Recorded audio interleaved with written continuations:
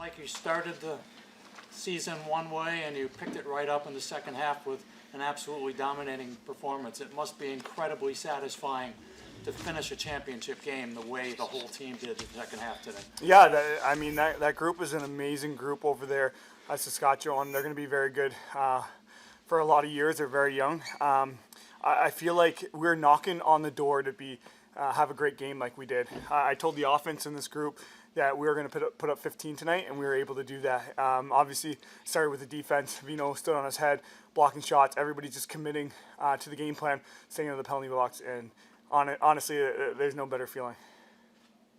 You mentioned your goalie there. What's he mean to this group? He means the world to this group. I know he's probably thinking about retiring, but I feel like he could just sit in that and we'll be fine. You know what I mean? So hopefully we can talk him out of that. Luckily enough, it's 6 or 7, and we can get some beers in him and hopefully talk him into one more year. But honestly, I'm forever thankful whatever his decision is, because I feel like we wouldn't be a championship team without him. How does it feel to now win 3 in a row, and what does it say about this franchise to keep doing that again? It's amazing. Obviously, it starts with Scott Loeffler and JT and Chugger for bringing this organization to where it is. People talk about the amount of talent we have, but we drafted I would say 75 to 80% of our roster, and then obviously picking up Vino was a huge pickup, but it's due to those guys for picking these draft picks, and then starting with struggling for a couple of years, and then now obviously being where we're at. So it's amazing, and we want to keep going. Games 1 and 2, knockdown, drag out, going to the last goal. What does it mean to this entire crew to put the definitive staple on this game 3? You're on a roll. Oh, okay, yeah. Sorry, can you repeat that? So game 1 and game 2, knockdown, drag out. What does it mean to blow this game wide open in the second half? Keep drinking. Put that staple on this season. Yeah, I mean, again, I feel like we played well all playoffs. Our defense specifically, and as an offensive group, we kind of went over just little details that we could get better at, and it's just really buying into the offense. Obviously, JT's done a great job of keeping us together, and everybody talks about how talented our offense is, but we have so many great players. It comes to buying into the system and buying into your role, and it's hard to do. Like you have so many talented players. Everybody wants the ball. Everybody can score goals. It's playing your role. And I said at the beginning of the game, I said we want 15 tonight because I believe in this group, and I really believe we were knocking on the door, and we were fortunate enough to put up 15 tonight. But it's due to our defense for holding the door and playing our game. You guys had a target on your back the entire season, right? When you won 2 in a row, obviously everybody knows who the team to beat is. How gratifying, satisfying is it to be able to do this, right? It's not easy to do a three-peat. It's not easy to win 2, but to win 3 is even something different. How gratifying is it? Yeah, I mean, it's unbelievable. Obviously, the end goal every year is to win a championship, and to do it for the 3rd time in a row now is pretty unheard of. Obviously, there's only been one other team to do it, so to kind of cement ourselves in history with that and to be able to do that is an unbelievable feeling, and kind of like Dane touched on, kudos to Scott Loeffler, Chugger, JT, putting the right pieces in place and bringing guys in, making trades, drafting, whatever it may be, and being able to restock each year and put ourselves in a position to be here. And like you said, to have that target on our back and to step up game after game after game, this is the ultimate reward for sure.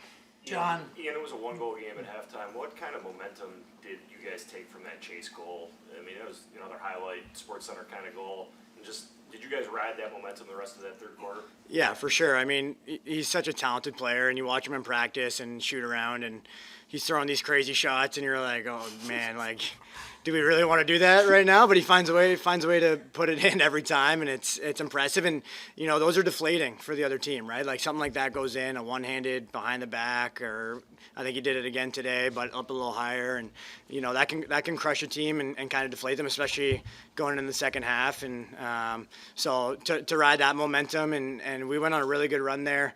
I don't know if they scored in the second; they might have had one, but to be able again, our defense is just unbelievable, and starting with Vino all the way out. So, but like Dane said, anyone on our offense can go off at any night, and it's those kind of goals that you want to try and not just that goal, but anytime we're on a little run, you want to try and get as much momentum as possible. I think it was also nice that we had a definitive wins like you were asking, Dane.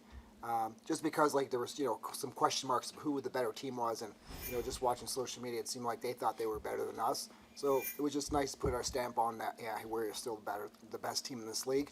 We played them 4 times, including in the regular season, and we beat them 3, and they beat us 1 at third place. So, I think if there's any question mark who the best team is, we proved it tonight.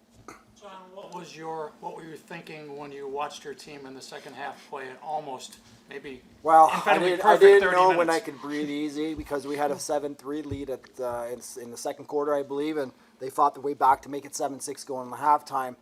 And we tried to stay positive half, and like Dane said, just commit and invest into the little things offensively, and defense was stellar. Matt was great when he had to be, and the guys got rolling. Chase scores a nice one. They feed off of it, and it was just nice to win a game where we didn't have to rely on a 6-on-5 or getting penalties late in the game. It was just nice to breathe easy for the last 3-4 minutes of the game and just kill the clock.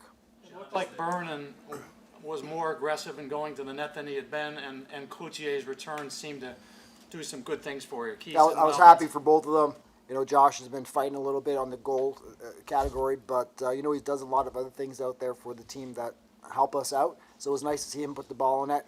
Kluch was a question mark. As of yesterday, he wasn't going to play. I had Scanlon in, and Scanlon had a great game in Saskatchewan, and it was tough to take him out. Chris has been with the team for a long time, and he showed that last night at practice, he showed that he had improved his injury quite a bit, drastically, and training staff said he was about 75-80%. So I just had a feeling Chris was going to bury today, and I was like, last minute, I was like, okay, let's go with Chris, and he had a great game. He had three big goals for us tonight. I just want to say on that note, I've never seen someone put so much work in that Kluch did this week to be able to be ready for this game. And he knew whatever happened, he did everything he could to prepare himself and be able to be in. And he was okay with whatever JT decided, whether it was Scanlon or Kluch. But I just want to get that out there. He worked his ass off to get back, and it showed tonight. John, I'm sure there's a lot of things that go into sustained success, but is there maybe one thing that kind of comes above the rest? One attribute that a team needs to be able to consistency comes to my mind. It's easy for the guys to be complacent. It's you win. We've been to the championship 5 years in a row now. We had it handed to us the first 2 years. I think that was definitely a learning lesson for the next 3. I'm impressed how our team, the players on the team, continuously put their bodies on the line after having so much success. It would be easy for them to say, you know what, I'm just going to take it easy. And the guys, let me watch their defense.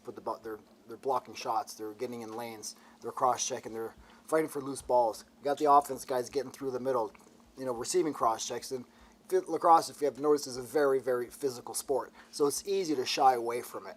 And, the guys have gotten into the dirty areas for the last 3 years. And, it's hard to be good for so long, I'm just happy that we got this three-peat. We didn't talk about the three-peat all year long, but it's nice to finally say, we did that. Ian, it's obviously a team sport, but to be able to get, the MVP, that individual honor, what's that mean to you? Yeah, I mean, it's obviously pretty cool. End of the day, the three-peat was the goal in winning a championship, and whatever I could do to help that, whether that's offense, defense. Obviously I was feeling it a little bit early on in playoffs with shooting, and I got to give credit to a guy like Josh, who's obviously a very good player, a former league MVP, and he's the one. We're trying to draw plays up for him and get him going, and he's like, no, you keep shooting, you go into these spots. So to put your ego aside like that and to be selfless like that, I think that just goes to show what kind of team we are. And it's like I said, it's obviously a nice accolade, but to win 3 in a row is even better. 2 more questions, guys, up here. Dane, Coach, just what can you guys add about Ian's play during this run? Just amazing. I touched on it earlier. Every player wants to be the man. Every player wants to be the ball carrier. Every player wants to score the goals. Ian just goes about his business kind of like Bucky does.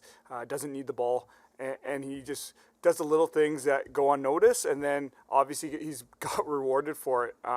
Again, I teach a lot of kids, and I'm like, you're going to find more success without the ball. Obviously, Josh is very talented, and they're keying on him all series. And I'm surprised I said it in one of my Instagram or tweets, doubled number 4 because he was hot, and they didn't do that, and he made them pay. But it just goes to show that you do the little things right, and you're going to get rewarded. Ian, you wear number 4, quality number. Is it too soon to start thinking about a 4-peat? I mean, we'll definitely celebrate this one and enjoy this one. That would be nice, but we'll celebrate this one and then start thinking maybe about that later down the road. Last question here, Josh. When we were talking with Tahuk on the field, he seemed almost awestruck at the scene of the fans and the turnout in Banditland that has been part of this whole run. How do you guys describe year after year seeing the turnout from this city and their support for your team? I mean, I think the fans are a big part of our success. I think we're very fortunate to have the support that we have here in Buffalo. And, you know, whenever we play at home, I think it's a huge advantage for us. And if players, regardless if it's a championship game, you know, regardless of what game it is, it's hard not to get up and play your best for these fans that, you know, pay a good amount of money to come watch us play. And I'm lucky. I've been here my entire career. You know, I've been fortunate as a player and now as a coach to experience this. And years ago, just after COVID, I remember telling the guys, you keep working hard, you're going to see what Banditland's all about. And, you know, they're getting an opportunity to experience that over the last 3-4 years.